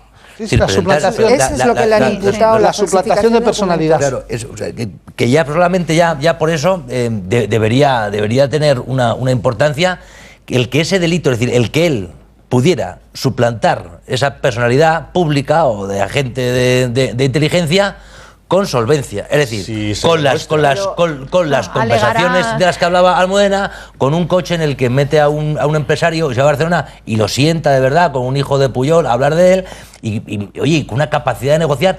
Yo no creo que además, tanto lo que cuenta Ignacio como Román, los que le conocíais, de tonto no tiene un pelo. Megalomanía narcisista, pues más o menos parecida a la de Zapatero. Tampoco más, es decir, que es un Alejandro que le ha salido mal. Que hay narcisistas que han llegado muy lejos. Lo contamos el otro día en Ya es Domingo. ¿Sabéis dónde durmió Jordi Puyol Jr. la noche antes de declarar en la Audiencia Nacional? En el chalet del Viso del pequeño Nicolás. Pero el tema es decir, si él tenía capacidad de negociar con empresas, capacidad de llevar, por lo visto era el todo Madrid, dirían Son en sus tiempos, quería estar en aquel chalet del Viso. Si él tenía capacidad, es decir, sabía que lo que podía negociar lo negociaba. ¿Tenía capacidad para negociar asuntos políticos y judiciales? Esa es la pregunta. Pero yo siempre he pensado que el CNI estaba mal. Pero que el CNI tuviera que recurrir a un chico de estos, ya os digo que la verdad me sorprende bastante. O sea, nunca he tenido una gran consideración por el CNI. Pero vamos, que tenga que recurrir al pequeño Nicolás, el CNI, sí, yo francamente, ya si llegamos a ese punto, ya entre eso, lo demás y tal, yo creo que desde el momento que dependemos del SMS de Moragas para que denuncie a Puyol su novia, ya creo, Rafael, estamos en esa liga, que sería injusto utilizar la expresión que el CNI tenga que recurrir a un chaval así. Yo me imagino que los servicios de inteligencia de todos los países utilizan liebres cuando ven a alguien con ganas de meterse. Una cosa, por la capacidad que tiene, sería un agente magnífico. O sea, yo lo ficharía. Yo personalmente lo ficharía. Yo soy el CNI y a este lo contrato. Lo contrato, yo lo formaba y lo soltaba por ahí. El CNI por principio no coge a nadie que tenga un perfil tan melómano. O sea, eso es lo que hace el CNI, que te excluye. O sea, cuando en un principio de selección de personal, melómano, señores que tienen... Eso es lo que pensamos todos. No. Es una cuestión de selección. Sí, y más esto en la facultad. Oye, en la facultad en nuestras épocas se iba y se sabía quién sí, quién estaba, quién no estaba. Y luego ese perfil no estaba. Ahora, yo francamente, llegar a donde ha llegado este chico, sí, dices tú, por casualidad, porque se fue, porque entró, que si tío Arturo, tal. Pero esos empresarios que le han puesto un chalet de 4.000 o 5.000 euros en el Viso a un chaval de 20 años, sí. Dices, bueno, o sea, es que a mí me llega a mi empresa, me llega un chaval de 20 años, por muy que me diga que le tengo que montar un chalet de 4.000 euros al mes a un chaval de 20 años, yo os digo la verdad, yo por esa razón ¿Y por si te trae el negocio, Rafael? ¿Y si te trae el negocio? Pero si primero te traigo el negocio y ahora me puedes echar, entonces sí o no. No, es que ni me trae el negocio, es que ni lo ha traído el negocio, porque así lo ha declarado la propia empresa, ni ha traído el negocio nada. Sí, bueno, simplemente la expectativa. Claro, la empresa, igual que el otro que estaba diciendo, que no le había dado dinero, claro, ¿cómo va a decir que sí, que le está dando dinero y que le está consiguiendo cosas? Porque ahí está la broma. Si yo no tengo nada que ver con él. No, pero si la empresa declaró que su propósito era ese, pero que no trajo nada. Sí. O sea, por lo tanto, yo al segundo mes, al chalet de los 4.000 le digo al chico, oye chico, que llevamos 2 meses, que te he puesto el chalet de 4.000, oye chiquito, que esto no funciona, hala para la calle. Pero hombre, si yo no digo que no fuera esa la intención, que lo prueba, pero es que al segundo mes, y cuando veo que me llena aquello de fiestas, que por cierto, oye, esas fiestas con esas, me ha sorprendido, caray que me ha sorprendido. Ya tenemos 2 candidatos a ser invitados a las fiestas. No, pero claro, me decís que canapés, que champán, que bebida, pues oye, apúntame, fiestas, no sé qué, pero fiestas bien, Ignacio ha dicho que fiestas bien. Pero ¿cuántos meses aguantas tú así? ¿Cuántos meses tú aguantas a un chaval de 20 años en un chalet de 4.000 o 5.000 euros sin que te traiga ni un negocio?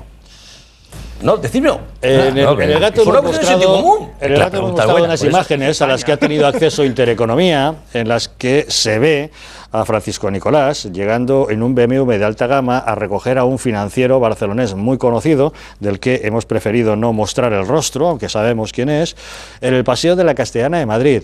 El financiero le está esperando, aparece el BMW de alta gama, baja Francisco Nicolás, al que se ve clarísimamente, lo van a apreciar ustedes, le da la bienvenida, le acompaña y se monta con él en el coche para llevarle a Barcelona, a una de esas reuniones que se ha comentado aquí, el propio Kiko ha mencionado hace un momento, una de las reuniones que se mantuvieron en Barcelona. Ahí vemos a Francisco Nicolás. Estas imágenes hemos tenido acceso nosotros a ellas en un momento en el que Francisco Nicolás estaba actuando, es decir, no se trata de un vídeo colgado por él en Facebook, en una fiesta, ni una foto que se ha hecho cazada con un famoso, sino que hemos sabido que realmente mantenía estos contactos. Ahí le damos... antes de que fuera detenido, conocido. Antes de que fuera detenido y conocido. Es unas imágenes que tienen ya sus meses. Pero sabemos que se sentó tantos, es del pasado mes de septiembre. ¿Sabemos que eso concluyó en una sentada con un hijo de Puyol? Sabemos que eso porque un empresario se mete en un BMW para hacerse 700 kilómetros a Barcelona. Bueno, mucho tiempo tiene el empresario. Sabemos que y no es un avión. Eso ha ocurrido. Y de ahí que nos sorprenda ese nivel y esa capacidad. Como tú bien dices, como empresario, no destinarías 4.000 euros mensuales para ponerle un chalet a ningún chaval. Bueno, pues hay gente que por lo visto sí cree en sus dotes de intermediación. No lo sé. Ignacio, a ti en aquella época en la que tratabas con él todavía no estaba metido en estos grandes follones y me imagino que no te contaría. ¿O sí te contaba cosas que hacía? Bueno, llegó a contarme una vez por Facebook, en plan, he tenido un conflicto en mi colegio y tal, se van a enterar, no sé qué, no sé cuántos, lo cual ha salido algo parecido en las noticias hace poco. Ese es prácticamente el único así trapo sucio, ¿no?, del que yo he sido testigo, ¿no?, directo.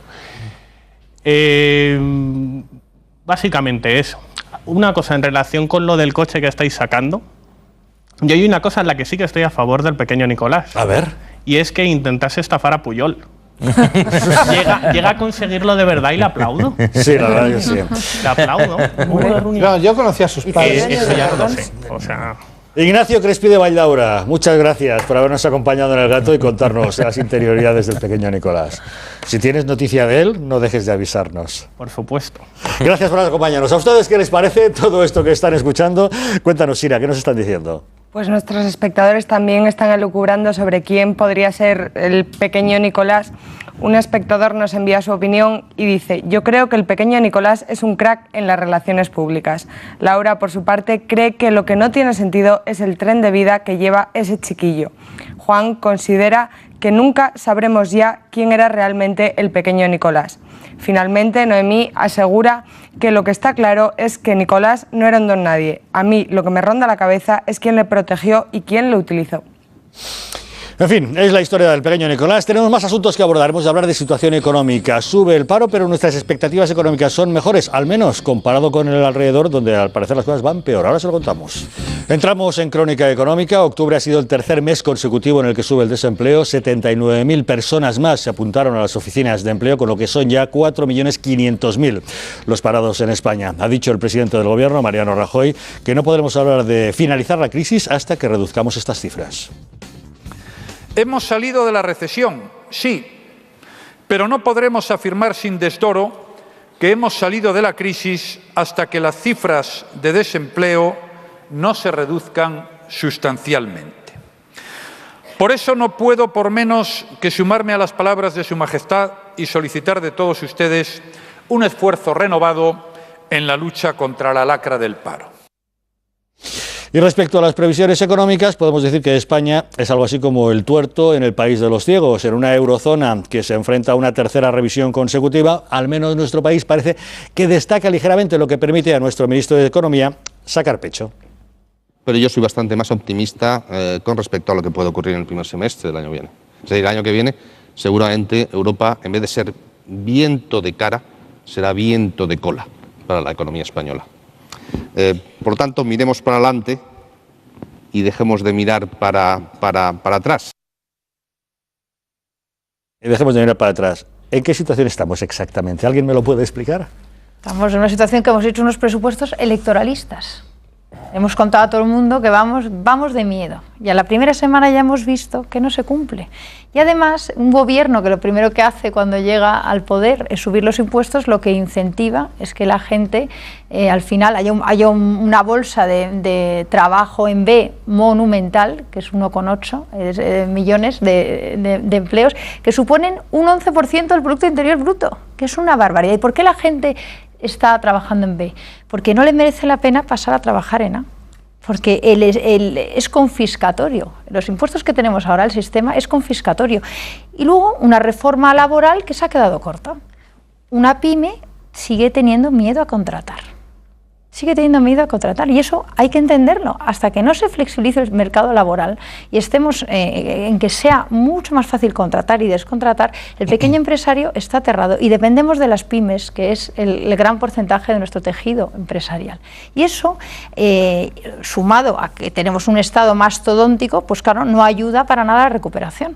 Entonces, yo creo que esto, hasta que no lo entiendan Montoro y sus secuaces, vamos por muy mal camino, muy mal camino.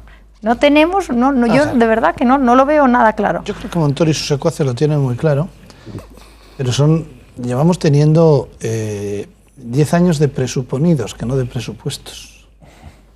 Es decir, todos sabemos desde que se hacen los presupuestos que son falsos, porque es que los 8 presupuestos de Zapatero fueron falsos, rotundamente falsos y profundamente falsos. En tasas de crecimiento, en tasas de interés. Pero estos son tecnócratas. Pero bueno, los tecnócratas también saben hacer presupuestos falsos. A Zapatero no se le suponía eso, porque tenía una lección Solbes, de economía, pero esto sí. Pero Solbes era el que hacía los presupuestos, y Solbes mentía como un bellaco, como podemos. A Solbes le dejaban en la estacada. Sí, pero él hacía, y mira qué bien hizo la campaña electoral delante de Pizarro, mintiendo como un bellaco, con toda tranquilidad, sabiendo perfectamente que había llegado la crisis, sabiendo perfectamente que los números y las tasas de crecimiento eran... Nos estaban engañando. Pero a este gobierno le suponíamos otras capacidades. A este gobierno le suponíamos una actuación política, pero se le suponía hasta el día que se votó, y lo que hemos descubierto es que no la tiene, Es decir, el responsable de esta situación política tiene 2 nombres. El presidente del gobierno, por supuesto, Mariano Rajoy Brey, y Soraya Sáenz de Santamaría, que es la vicepresidenta política.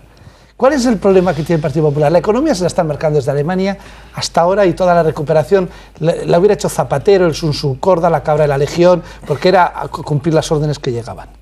Pero lo político que tenía que ir acompañando a esa economía no se ha hecho. Y la vicepresidenta política tendrá mucha responsabilidad de esta situación.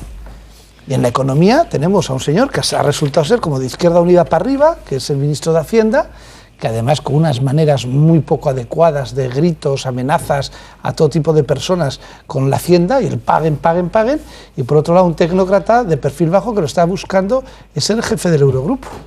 Almudena.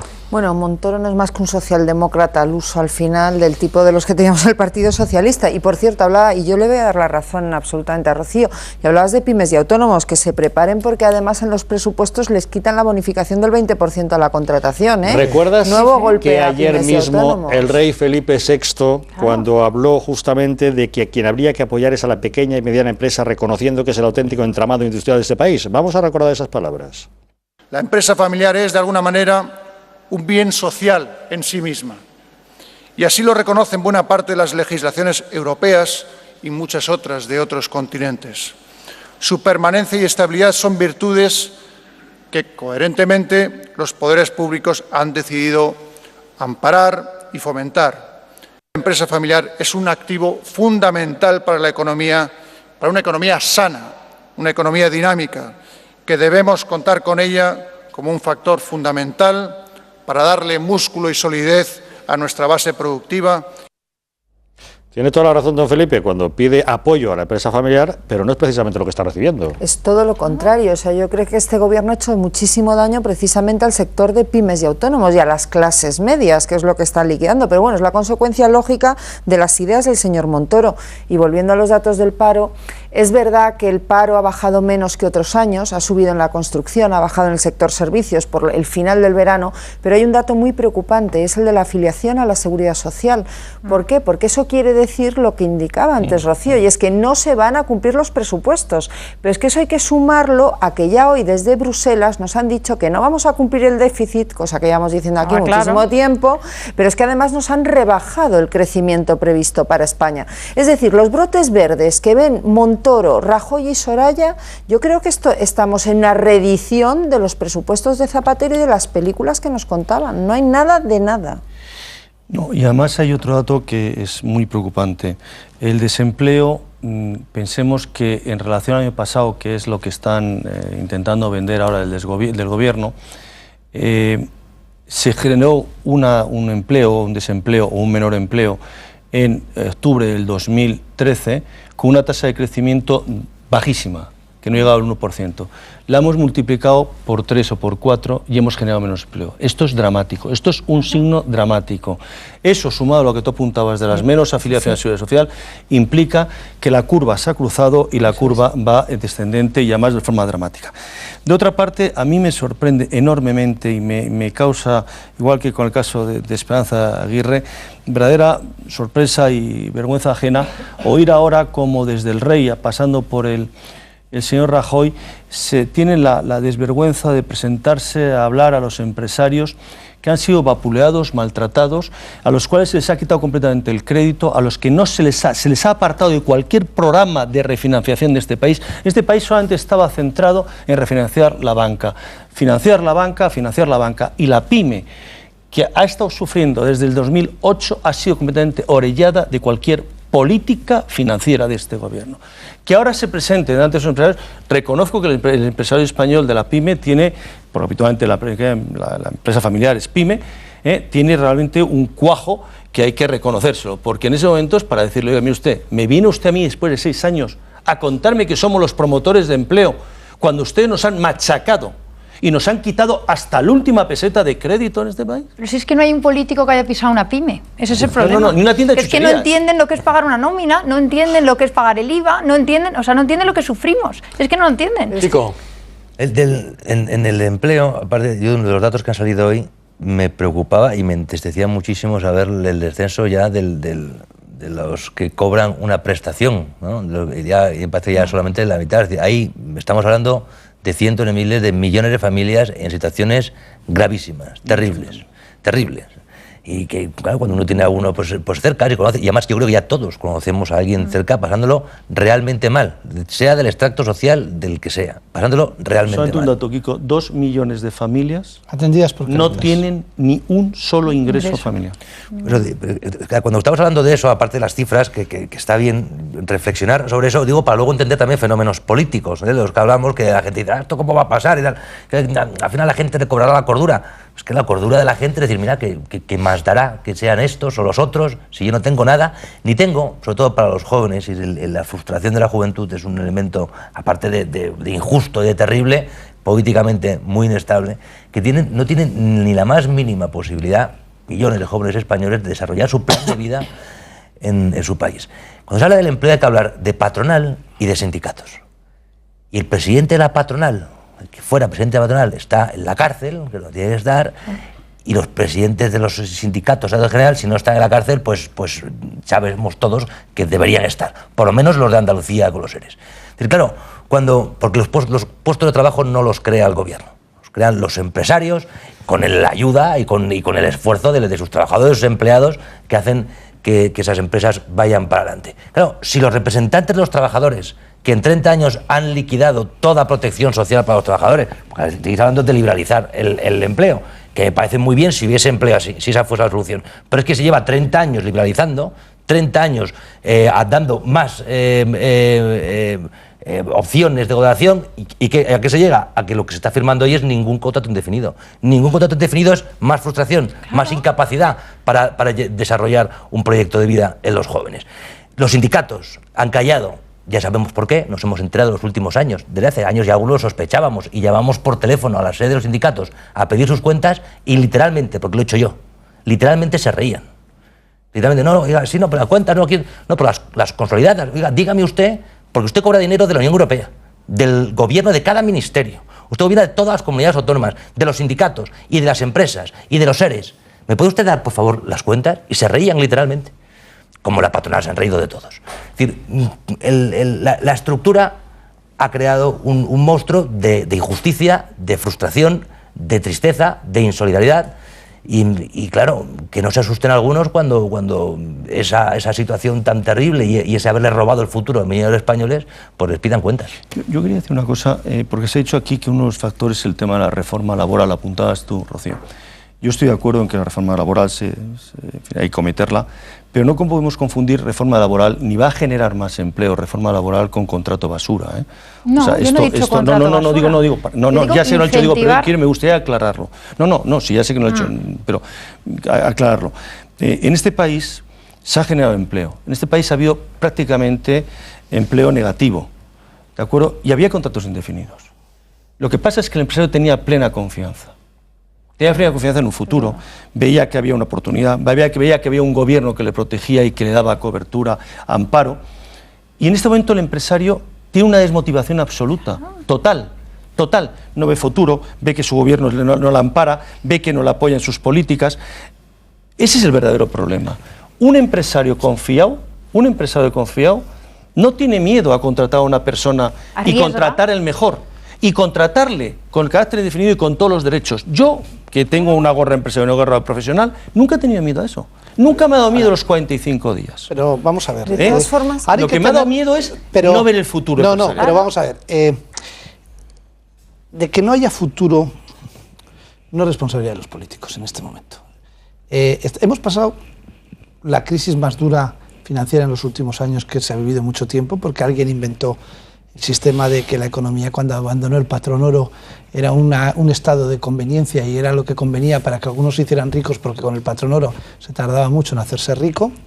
Todo eso ha llegado de la mano del momento de la eclosión de la sociedad digital y las tecnologías, que la capacidad de destrucción de millones de puestos de trabajo en el mundo es infinita y la capacidad de reposición de nuevo trabajo es inferior a la de destrucción. Porque la característica de la nueva economía es la desaparición del intermediario, y estamos en Europa, donde nuestra fundamental función es la intermediación en el mundo.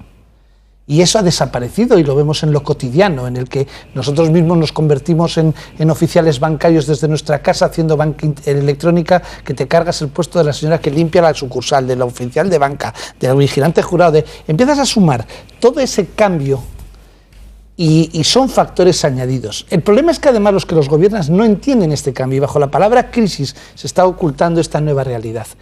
Y entonces aplican fórmulas antiguas y esperamos reacciones positivas de unos gobernantes que están absolutamente desbordadas y que su única función, porque son estatalistas, es mantener la macroestructura del Estado, porque es de la que viven ellos. Momento de saber qué nos están diciendo los seguidores del Gato. Sira, cuéntanos, ¿qué nos dicen? Pues se muestran bastante escépticos con cualquier previsión que pueda sonar positiva en el campo de la economía. Santi dice, en el PP de Mariano, en el que lo único importante es la economía, pues hasta en eso son malos, nefastos y además mienten. Javier se muestra de acuerdo con Rocío y dice, no bajará el paro hasta que la pyme deje de ser apaleada. Finalmente Noemi dice, este país es un desastre. En fin, iniciábamos el gato con la decisión del Tribunal Constitucional de suspender la consulta catalana. No es la única, también ha suspendido la consulta canaria sobre prospecciones petrolíferas. Ahora se lo contamos. Y un último asunto que les queremos contar. Iniciábamos el gato hablando del Tribunal Constitucional que decidía suspender la consulta soberanista en Cataluña. No ha sido la única. También han decidido que no se puede seguir adelante con la consulta prevista en las Islas Canarias, que una consulta a la ciudadanía planteada por el Ejecutivo Regional de Paulino Rivero acerca de la aceptación o el rechazo de las prospecciones petrolíferas de las costas cercanas a Canarias.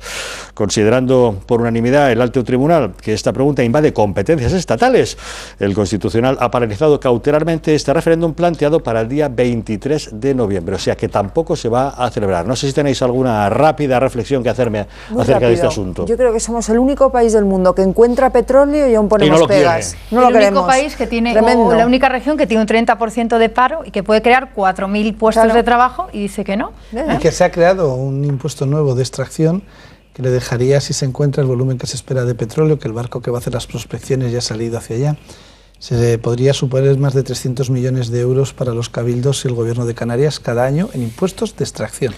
Es decir, que se ha hecho un trabajo a medida, bien hecho, que hay que aprovecharlo y que alguno que nunca quiere bien a su pueblo, pero que quiere seguir siendo el cacique local, lo está poniendo en contra del desarrollo. Es muy lógico pues, de los nacionalistas. Con todo lo que habéis dicho, que es verdad, todo, tiene mucho más sentido ese referéndum que está planteado en Cataluña y todo el mundo lo acepta como derecho a decidir. Muchísimo más sentido. Al fin y al cabo es una cosa que afecta, es una cosa local, que luego, que estoy de acuerdo en todo lo que habéis dicho, que tampoco habría razón, pero está muchísimo más fundamentado, muchísimo más razonado el referéndum. Es mucho más peligroso. Es mucho más peligroso el tráfico, es que es pura demagogia, es mucho más peligroso el tráfico de barcos. Pero si eso es verdad, pero